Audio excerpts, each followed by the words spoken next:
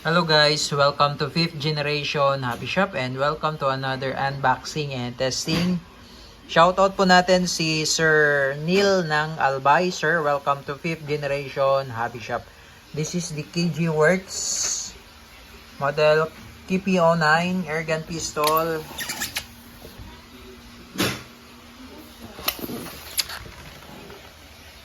Ayan.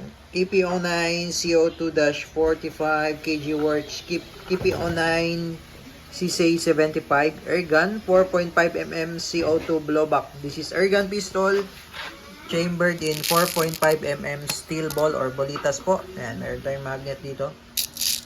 Ayan.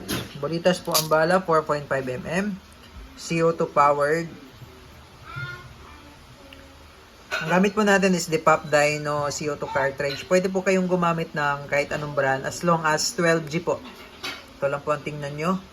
12G. Kahit po ibang brand. Basta 12G po na non-threaded. Yung wala pong thread. Ayan. Ito po ay disposable more or less. Mga 60 shots. Kung gusto nyo naman pong mag-add, meron po tayong mga available na CO2 Pop Dino. Ayan. Okay, so balik tayo dito. KG Works KP09 model. Airgun pistol. Owner's manual. Allen range. At syempre, ang unit.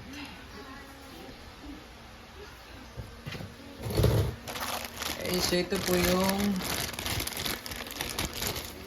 tsura. Yan, KP09 CC75 airgun pistol.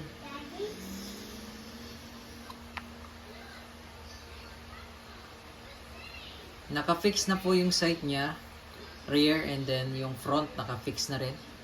Meron na siyang manual safety. Ayan po, 16 rounder magazine po. Ito po yung magazine niya, CO2 mag.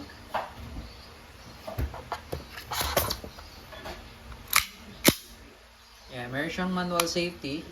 Yan yung safe. Yung safe. Okay, so hindi nyo po siya mailalagay sa safe kapag hindi po siya nakakasa or hindi nakababa yung hammer.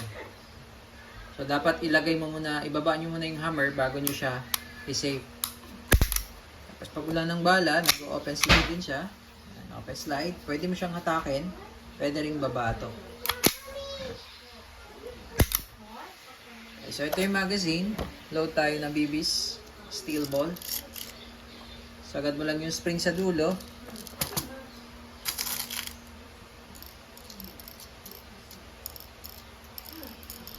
Yan, dito lang po sa may butas yan.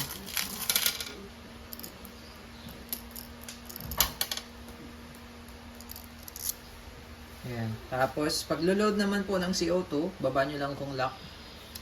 Ito. Then slide lang backward. Tanggalin lang natin yung cap.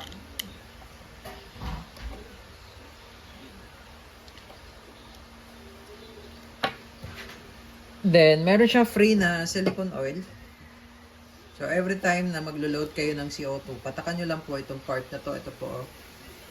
Ayan yung may bulb na yan. Patak lang ng silicone. Load tayo ng CO2. Lagay yung cap.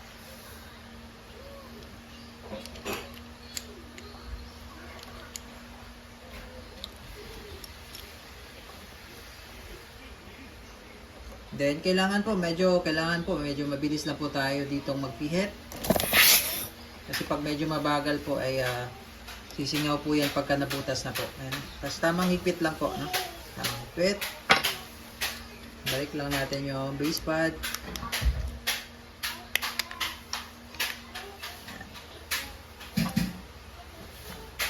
Okay.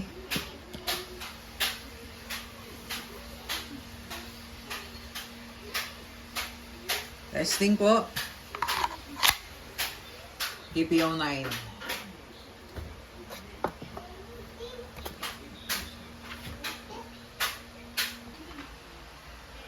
Hiring sir, KP09 CC75 airgun pistol.